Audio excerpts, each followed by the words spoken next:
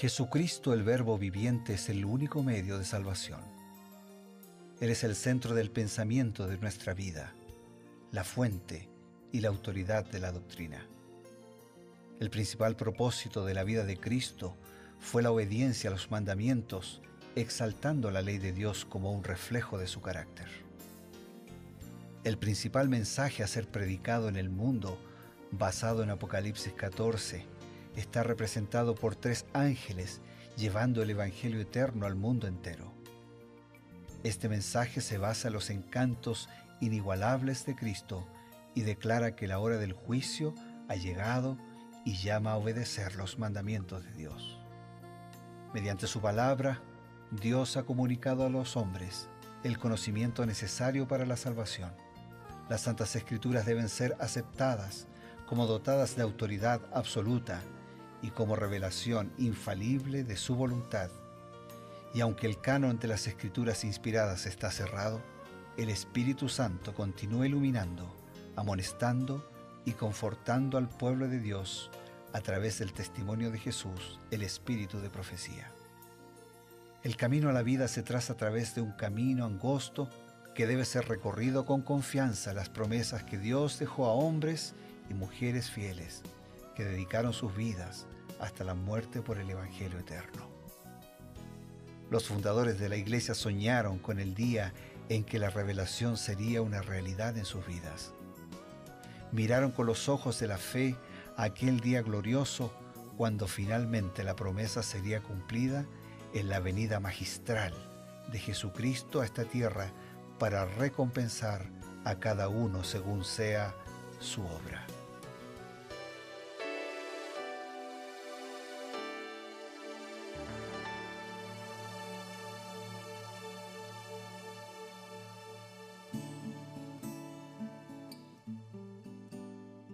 Qué grato es encontrarnos una vez más aquí en Reavivados por su palabra y creed en sus profetas. Estamos dedicados al estudio de la Biblia, un capítulo por día. Y luego de ser presentado este capítulo y los comentarios apropiados que nos trae el pastor Bruno Razo, ahora nos encontramos nuevamente para profundizar a través del espíritu de profecía. Y nuevamente le damos una cordial bienvenida al pastor Bruno. Muchas gracias. Para mí es un privilegio poder estar con el pastor Eber y estar con todos los amigos, hermanos que nos congregamos desde la radio, desde la televisión, desde internet, para conocer más de Dios. Hoy estamos detenidos en el capítulo 20 del libro de Deuteronomio. Pastor, el capítulo 20 contiene algunas regulaciones importantes en relación a las actividades bélicas. El pueblo de Israel tenía que hacer guerras porque, aunque Dios ya había advertido por causa del peregrinaje de Abraham de que esa tierra la entregaría a los descendientes de Abraham, los cananeos no estaban dispuestos a salir de manera pacífica del territorio, ¿no? Se resistieron hasta el final y entonces Dios tuvo que ordenarles ir a la guerra y habían ciertas regulaciones, ¿no? Leyes. Una de ellas, por ejemplo, era que se le daba permiso al recién casado. Un año no estaba obligado a ir a la guerra para atender a su esposa. Es una cosa interesante. Pero en medio de las leyes de la guerra que tuvieron que ser instituidas, nos preguntamos, Dios hizo previsión por si el pueblo de Israel tuviese que ir a la guerra. Pero, ¿quién es el originador de la guerra? Muy buena pregunta. Y yo voy a buscar la respuesta en la declaración de Elena de White en el libro Conflicto de los Siglos. Y dice así: Satanás se deleita en la guerra que despierta las más viles pasiones del alma y arroja luego a sus víctimas sumidas en el vicio y en la sangre a la eternidad. O sea que el que se deleita en la guerra por todo lo que la guerra significa, destrucción, heridas, familias divididas y finalmente muerte. Claro. El que se deleita en la guerra es Satanás. Su objeto consiste en hostigar a las naciones a hacerse mutuamente la guerra, pues de este modo puede distraer los espíritus de los hombres de la obra de preparación necesaria para subsistir en el día del Señor. Así que quien está detrás de la guerra es Satanás. Claro. Y lo hace para que la gente preocupada, afligida, angustiada, temerosa o con consecuencias de la guerra pueda distraerse de lo esencial, que es entender que esta es una vida de paso, preparatoria para una vida para la eternidad. Dios no creó la guerra, porque la guerra es el resultado del pecado. Dios no creó el pecado es la consecuencia de una elección voluntaria y caprichosa de parte de la criatura que se separa de Dios. Esa separación de Dios se llama pecado en la Biblia. Unidos a Dios hay vida.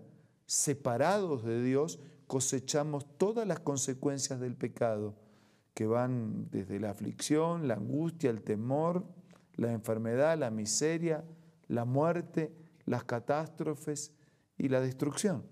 Dios no creó nada que tenga que ver con el pecado. Al contrario, cuando la Biblia resume el plan de Dios, Él dice que Él vino a deshacer las obras del diablo. Las obras del diablo. O sea, el pecado, la guerra, es la obra del diablo. Y el Señor vino a deshacer, a terminar con todo lo que tenga que ver con el pecado.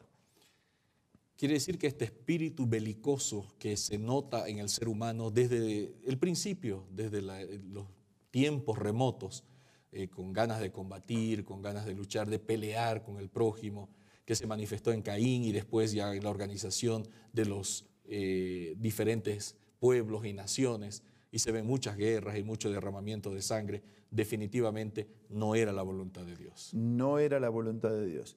Es la acción deliberada de alguien que vive una vida de pecado, independiente de Dios, y que acepta, es hostigado por el enemigo, cede a sus seducciones y se deja usar como una herramienta en hacer el mal. Bien, dejamos de lado un momento este asunto de la guerra y nos concentramos en los últimos versículos del capítulo, pastor. Allí se inserta algunas normas para el cuidado de la naturaleza, aún en medio de las situaciones de guerra. ¿Cómo amplía Elena White este detalle sobre el cuidado que Dios tiene por la naturaleza?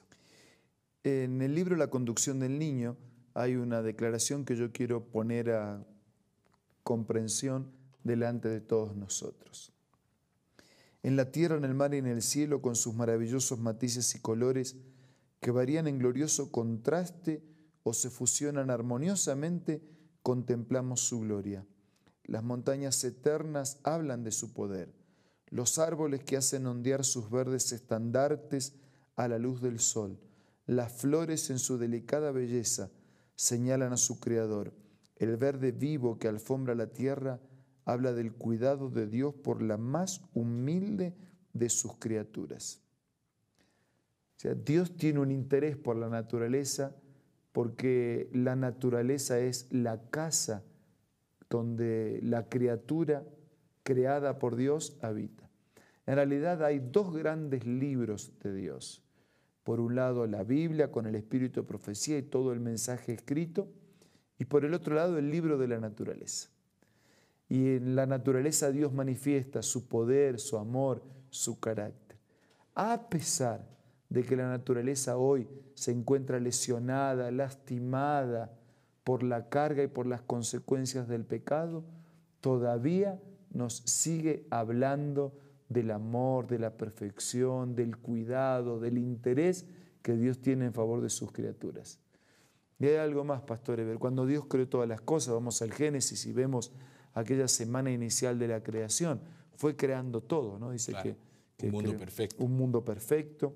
Cuando resumió lo que había hecho, dice que todo era bueno y bueno en gran manera. Y entonces dice que Dios creó la luz, que Dios creó la expansión, creó los cielos, que Dios creó los vegetales, que Dios creó los animales, las aves, los peces, que Dios creó al ser humano.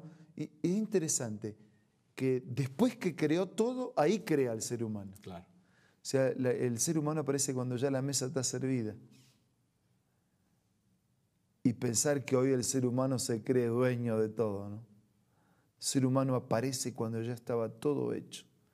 Dios lo hizo para que lo disfrutemos, para que lo aprovechemos, para que lo cuidemos.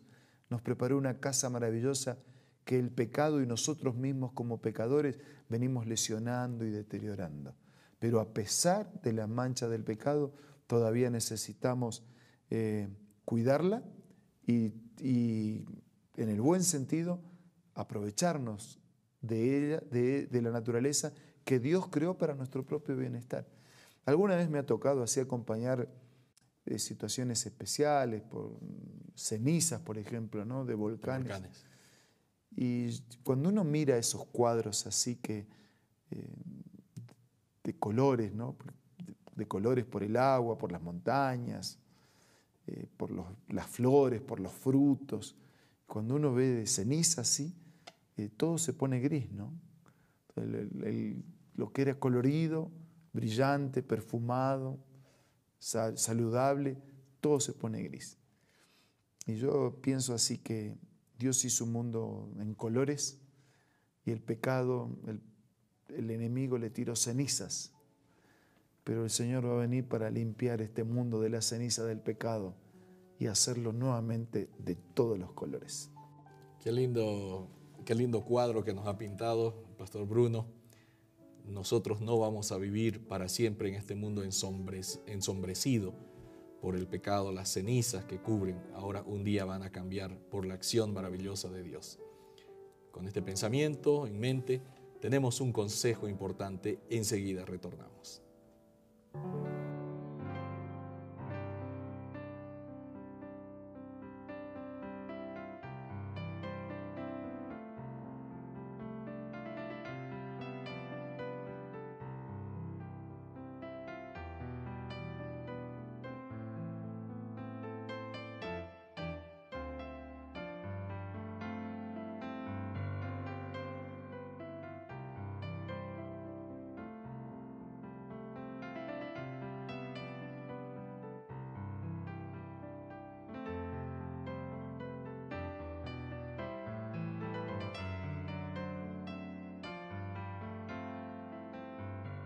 Hola, hoy tengo otra cita muy linda para compartir. El Dios del cielo luchó consigo mismo entre dejar que el hombre culpable pereciera o entregar a su cariño a su Hijo para que muriese por la raza humana. Los ángeles estaban tan interesados en la salvación del hombre que entre ellos se podía haber encontrado a quienes habrían renunciado a su gloria y dado su vida por el hombre que perece. Pero, dijo el ángel, eso no serviría de nada. La transgresión era tan enorme que la vida de un ángel no podía pagar la deuda. Únicamente la muerte e intercesión de su Hijo podía pagar la deuda y salvar al hombre perdido de la tristeza y la miseria sin esperanza. Qué linda cita, ¿verdad? Esta tú la puedes encontrar en este libro maravilloso, Primeros Escritos, escritos por Elena G. de White. Puedes descargar esta aplicación ingresando al App Store o al Play Store, buscando Elena G. de White.